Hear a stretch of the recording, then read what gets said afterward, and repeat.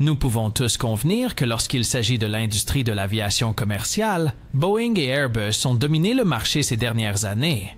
Cependant, un prétendant en hausse du Brésil, Embraer, est prêt à défier leur domination. La série E2 d'Embraer attire l'attention, ce qui pourrait remodeler les discussions sur les acteurs majeurs de l'industrie.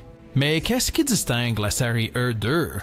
Avant d'aborder ses spécifications et avantages, il est essentiel de comprendre Embraer. En tant que société aérospatiale brésilienne, Embraer conçoit, fabrique et vend divers aéronefs, y compris des appareils commerciaux, agricoles et militaires depuis sa création en 1969. Bien que peut-être moins connu en dehors des Amériques ou de l'Europe, Embraer est le troisième plus grand producteur d'avions commerciaux au monde, après Boeing et Airbus. De plus, elle occupe la première place dans la fourniture de jets régionaux et figure parmi les 100 principaux sous-traitants de la défense dans le monde. Par conséquent, malgré son statut relativement moins connu, l'importance et l'impact d'Embraer dans l'industrie aéronautique sont considérables. Embraer est renommé dans le secteur de l'aviation commerciale pour ses avions au design distinctif, tous accueillant moins de 150 passagers. Parmi leurs dernières offres figure la série Embraer U2 Jetliner, conçue spécifiquement pour les opérations moyen courrier. Cette génération d'avions est un affinage de la famille originale des U-Jet d'Embraer, qui a fait ses débuts au Salon du Bourget en 2013. La série U2 est entrée en service le 20 avril 2018, avec le transporteur régional norvégien Widerøe exploitant l'E190 E2. En tant que nouveau venu relatif, la famille E2 comprend trois variantes, l'E175 E2, l'E190 E2 susmentionné et la plus grande variante, l'E195 E2, équipée de moteurs turbosoufflantes Pratt & Whitney PW 1900G. Toutes les variantes partagent le même fuselage étroit, bien que de longueurs différentes. Le 175 E2, le plus petit de la famille, offre une capacité d'environ 90 passagers. Bien que la première version de cette variante ait été appréciée par des compagnies régionales basées aux États-Unis, le développement de la nouvelle génération a été interrompu pour des raisons non divulguées. Suivant le même modèle, le E190 E2 est capable d'accueillir jusqu'à 114 passagers dans une configuration à classe unique. De plus, le U195 E2 offre une autonomie d'environ 2900 miles nautiques et détient la distinction d'avoir le plus haut ratio d'envergure parmi tous les avions, avec un facteur de 11. Cette variante prolonge le 195 original de 3 rangées de sièges, ce qui en fait le plus grand et le plus populaire des trois, pouvant accueillir jusqu'à 146 passagers dans une configuration à classe unique. Malgré sa taille plus grande par rapport à l'E190 E2, il a une portée légèrement inférieure de 2655 miles nautiques. Bien que les spécifications de ces avions ne semblent pas particulièrement exceptionnelles comparées à des concurrents comme le Boeing 717-200 ou l'Airbus A220, ils offrent des avantages clés qui les distinguent. Un tel avantage est l'efficacité, car les turboréacteurs à engrenage Pour Power de Pratt & Whitney, remplaçant les moteurs de General Electric des générations précédentes de E-Jet, offrent une augmentation d'efficacité rapportée de 17,3% par rapport à la génération précédente et une amélioration des performances de 16% par rapport aux avions comparables. Ces gains d'efficacité sont significatifs pour les compagnies aériennes cherchant à minimiser les coûts de carburant. De plus, la série E2 est présentée comme l'avion le plus économe en carburant sur le marché pour moins de 150 sièges. Au-delà de l'efficacité, les avions E2 sont conçus pour minimiser les émissions de CO2, offrant des avantages environnementaux. En remplaçant les avions plus grands et moins efficaces par des avions E2 de taille appropriée, les compagnies aériennes pourraient potentiellement réduire les émissions de carbone jusqu'à 30%. L'industrie aéronautique est de plus en plus axée sur des pratiques durables, l'utilisation de carburant d'aviation durable étant un aspect clé des efforts vers un transport aérien plus respectueux de l'environnement.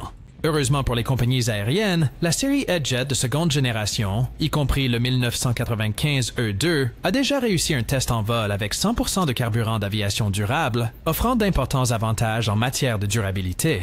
Bien qu'ils soient plus petits que les avions concurrents, les avions E2 conservent des intérieurs spacieux grâce à une configuration de cabine unique qui privilégie le confort des passagers sans compromettre les performances ou les économies de coûts. Un autre avantage significatif des avions E2 est leur capacité à opérer dans des aéroports avec des limitations spécifiques, comme des pistes étroites ou courtes. Cela est facilité par un bouton dédié dans le cockpit pour effectuer des approches abruptes, ce qui les rend bien adaptés pour les voyages vers des destinations insulaires isolées. De plus, ces avions sont exceptionnellement silencieux, probablement les plus silencieux du marché. Comparés à des avions concurrents comme l'A220, ils produisent environ 11% moins de bruit, ce qui les rend idéaux pour les compagnies aériennes opérant dans des zones avec des restrictions de bruit. En effet, bien que les avantages des avions de ligne E2 soient significatifs, l'impulsion pour les compagnies aériennes de faire un changement va au-delà des simples avantages opérationnels. Un ensemble de nations européennes s'efforcent activement de réduire leur empreinte carbone et sont engagées à atténuer le changement climatique. Cette poussée vers un avenir plus vert s'est répercutée dans toute l'industrie de l'aviation, avec des lois climatiques en cours de délibération pour imposer de meilleures pratiques environnementales. Des pays comme la France prennent les devants en prônant l'interdiction des vols court courriers entre des localités qui pourraient être reliées par train en 2h30 ou moins. Cette proposition est particulièrement convaincante étant donné que 17 des 20 routes aériennes les plus fréquentées en Europe couvrent des distances de moins de 450 miles, entrant dans cette catégorie. Le développement de nouvelles lignes ferroviaires à grande vitesse reliant les nations européennes devrait rendre les vols court courriers redondants à travers le continent. Même les Pays-Bas prennent des mesures alors que sa cour d'appel a approuvé des plans pour réduire la capacité annuelle de l'aéroport d'Amsterdam de plus de 10% d'ici 2024. Par conséquent, le passage à des pratiques plus durables en réponse aux préoccupations environnementales est une force motrice clé derrière l'adoption potentielle des avions de ligne E2 par les compagnies aériennes.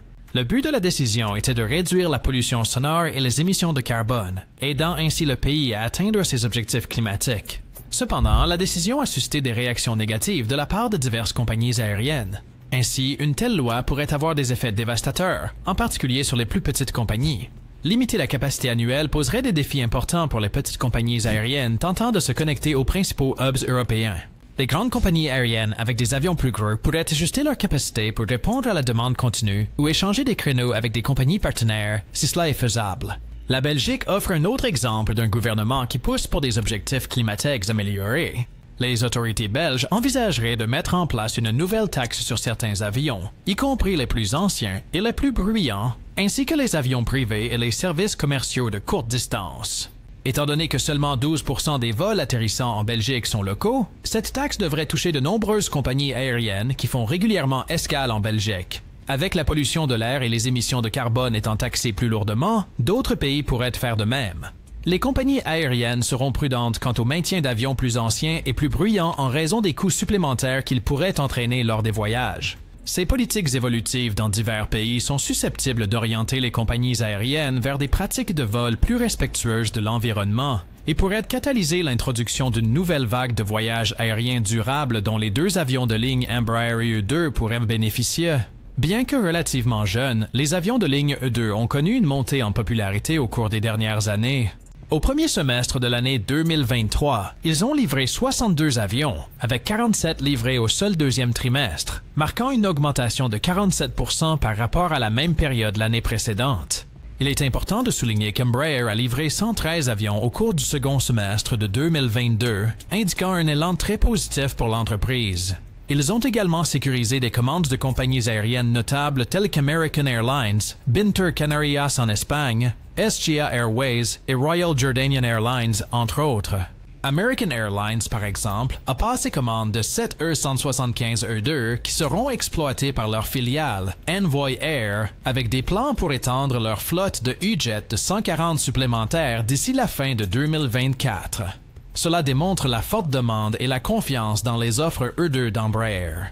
Alors que le monde se remet progressivement des effets de la pandémie de COVID-19, Embraer semble avoir des perspectives prometteuses avec ses offres E2, en particulier dans des régions comme l'Asie, où la demande de voyages aériens a augmenté.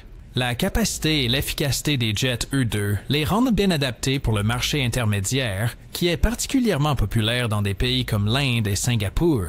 De plus, Embraer envisage des opportunités en Chine, surtout si les tensions géopolitiques entre Airbus, Boeing et l'Occident persistent.